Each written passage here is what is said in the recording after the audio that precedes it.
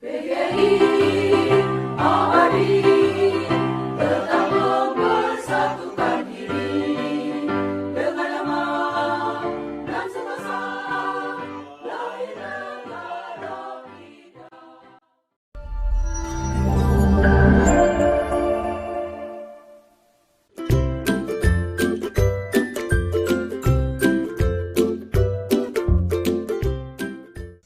Assalamualaikum warahmatullahi wabarakatuh. Selamat datang di Siboin, siaran belajar online interaktif dan menyenangkan. Anak-anakku kelas 7, hari ini kita akan belajar tentang Kingdom Plantae. Kingdom Plantae biasa kita kenal dengan kerajaan tumbuhan.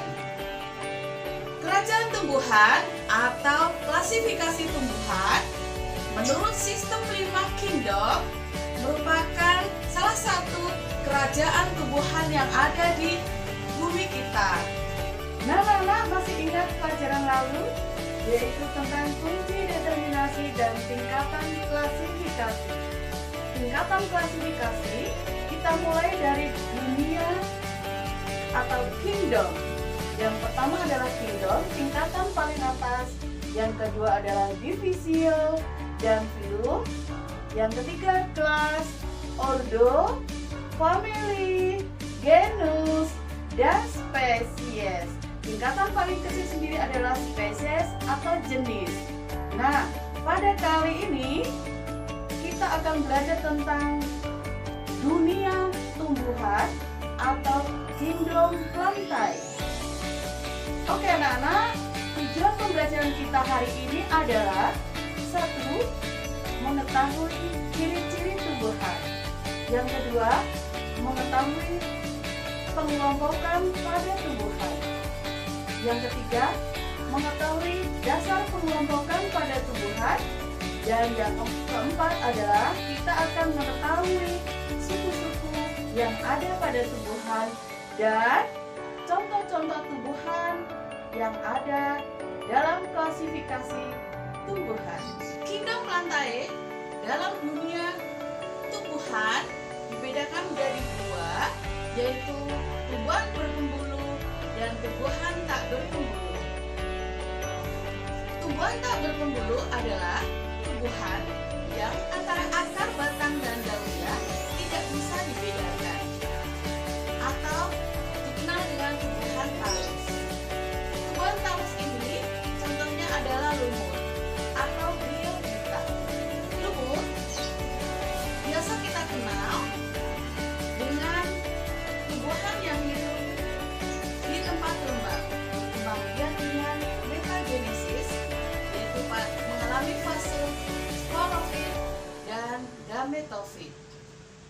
Tumbuhan lumut contohnya adalah lumut hati dan lumut daun.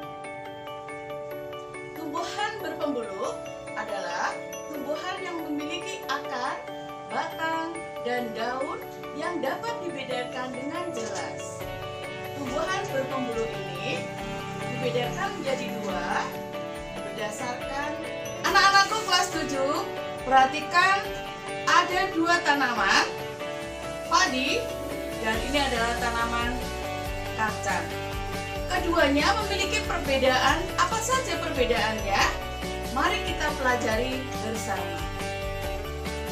Anak-anakku kelas 7, Kingdom Plantae atau kerajaan tumbuhan adalah kerajaan yang memiliki ciri-ciri 1.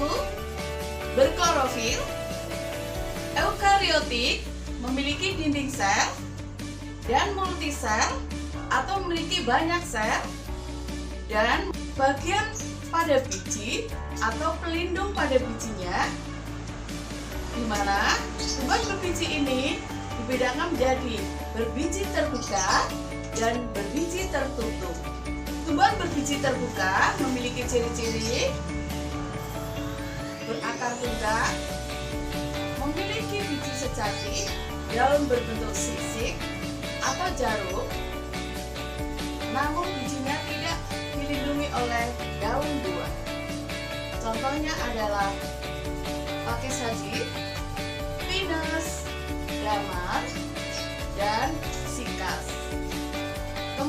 tumbuhan berbiji atau spermatofita kita kenal dengan tumbuhan dikotil dan monokotil. Tumbuhan monokotil adalah tumbuhan yang memiliki satu keping biji. Tumbuhan dikotil, tumbuhan yang memiliki dua keping biji. Dan apa saja perbedaan lainnya? Yang pertama adalah akar. Akar pada tumbuhan monokotil serabut, pada tumbuhan dikotil tunggal. Daun monokotil, tulang-tulang daunnya berbentuk sejajar dan melengkung. Sedangkan untuk tumbuhan dikotil, tulang-tulang daunnya menyirip dan menjari. Kemudian batangnya, pada tanaman monokotil, batang tak bercabang dan tidak memiliki kambium. Bagaimana suku-sukunya? Yang pertama adalah monokotil, ada graminea atau rumput-rumputan, palem-paleman, zingibera atau jahe-jahean, musaceae atau pisang-pisangan, dan orchida atau anggrek-angrekan. Suku pada dikotil antara lain leguminosae atau kacang-kacangan, solanaceae, kentang, cabai dan tomat, getah-getahan, myrtaceae, jambu-jambuan, dan compositae atau bunga matahari. Nah, anak-anak, sekarang kita akan belajar dengan menggunakan papan peta konsep atau mind mapping yang sudah disediakan. Berikut. Dunia tumbuhan dibagi menjadi dua kelompok, yaitu Tracheophyta yang berarti tumbuhan berpembuluh dan Talophyta yang berarti tumbuhan tak berpembuluh.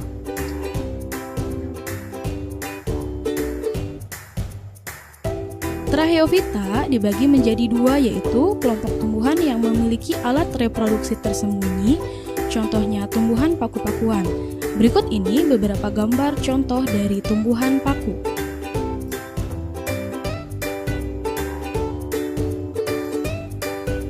Dan yang kedua, kelompok tumbuhan berbiji atau disebut dengan spermatofita. Spermatofita terdiri atas tumbuhan gimnosperme atau tumbuhan berbiji terbuka dan tidak memiliki bunga sebagai alat reproduksi. Contohnya pinus, cemara, dan melinjo. Berikut ini gambarnya.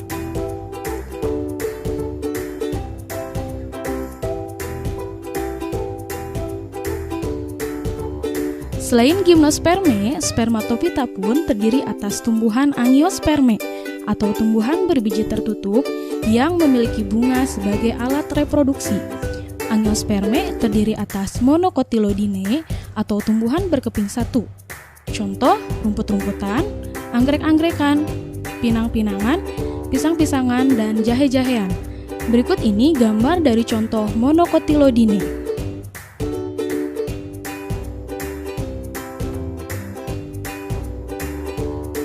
Dan angiosperme juga terdiri atas tumbuhan dicotyledone, tumbuhan berkeping dua. Contohnya cabai, jambu, terong, kedelai, karet, singkong, dan pete. Berikut contoh gambar dicotyledone.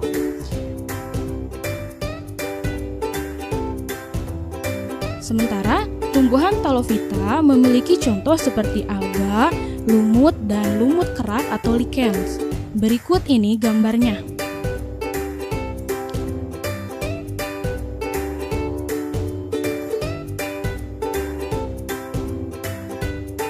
Berikutnya kita akan membahas mengenai tumbuhan paku. Ini merupakan gambar dari tumbuhan paku. Tumbuhan paku memiliki dua jenis daun, yaitu sporofil atau daun yang menghasilkan spora dan tropofil atau daun yang berfungsi untuk fotosintesis. Selain itu, tumbuhan paku memiliki struktur rizoma atau batang yang tumbuh horizontal di bawah permukaan tanah dan juga memiliki akar serabut. Struktur lain yang dimiliki tumbuhan paku adalah memiliki daun muda menggulung yang disebut dengan circinatus.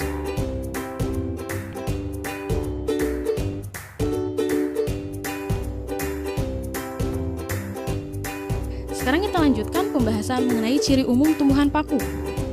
Tumbuhan paku memiliki ciri kormovita yang berarti memiliki akar, batang, dan daun sejati, memiliki xilem dan floem yang berperan sebagai jaringan pembuluh, batang berupa rizoma, daun muda menggulung, dan melakukan reproduksi dengan spora.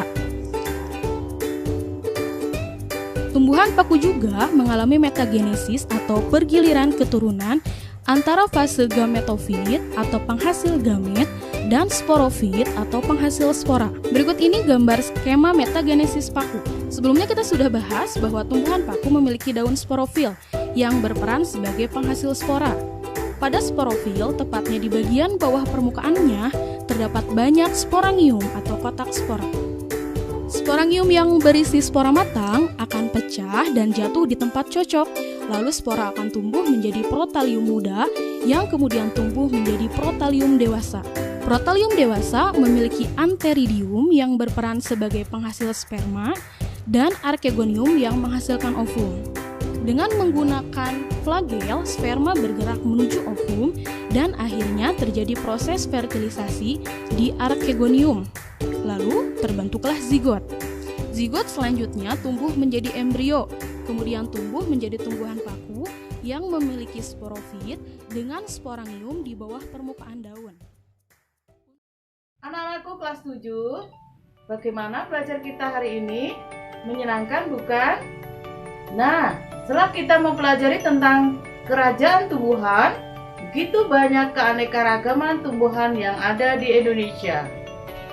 Ada yang bisa dijadikan sebagai makanan, tanaman hias, dan juga sebagai papan. Tumbuhan juga memiliki tujuan yang penting untuk hidup kita, yaitu yang mampu menghasilkan oksigen yang kita gunakan untuk bernafas. Maka dari itu, harus ada peran yang penting buat kita sendiri, bagaimana cara melestarikannya, dan membuat tumbuhan itu tetap ada di muka bumi ini agar tidak punah. Anak-anakku kelas 7, upaya kita saat ini sangat penting untuk anak cucu dan keturunan kita nanti. Maka, ayo kita lestarikan. Anak-anakku kelas 7, tibalah kita pada kesimpulan kegiatan hari ini, bahwasannya Kingdom Plantae atau kerajaan tumbuhan dibedakan berdasarkan tingkatannya. Tingkatan tertinggi biasa kita kenal dengan kingdom, tingkatan kedua divisio, kelas, ordo, family, genus, dan tingkatan paling rendah adalah spesies. Kingdom Plantae atau tumbuhan memiliki ciri-ciri berklorofil dan berfotosintesis. Kingdom Plantae dibedah menjadi dua berdasarkan ada tidaknya pembuluh, yaitu tumbuhan berpembuluh dan tumbuhan tak berpembuluh. Tumbuhan berpembuluh memiliki akar, batang, daun sejati atau dapat dibedakan. Sedangkan tak berpembuluh adalah tumbuhan yang tidak memiliki akar, batang, dan daun. Oke sahabat Kodim, sekarang kita latihan soal untuk Kingdom Plantae. Nomor 1. Berdasarkan gambar di atas, terlihat daun mudanya menggulung adalah ciri tumbuhan paku-pakuan. Oke, betul sekali. Tumbuhan paku-pakuan ketika masih muda, dia akan menggulung dan terlihat pada gambar. Nomor 2. Perhatikan gambar di bawah ini. Berdasarkan gambar di atas, termasuk contoh tumbuhan dikotil adalah nomor 1 dan 3, yaitu bercabang dan memiliki 2 keping biji. Sekarang kita latihan yang nomor 3 adalah gambar di atas adalah contoh tumbuhan yang bijinya tidak dilindungi oleh daging buah atau daun buah. Disebut tumbuhan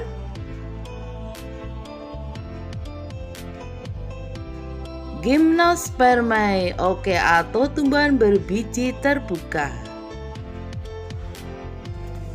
Ye, betul. Sekarang nomor 4. Perhatikan gambar di atas. Ciri yang paling tepat dimiliki dalam cara perkembangbiakannya adalah ya, B, dengan metagenesis.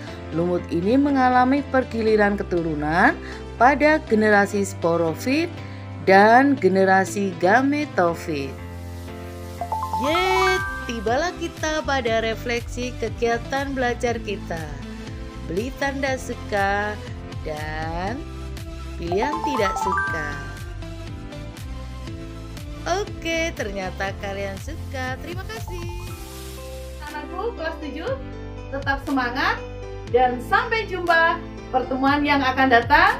Saya akhiri. Wassalamualaikum warahmatullahi wabarakatuh. Bangkit guruku, maju negeriku.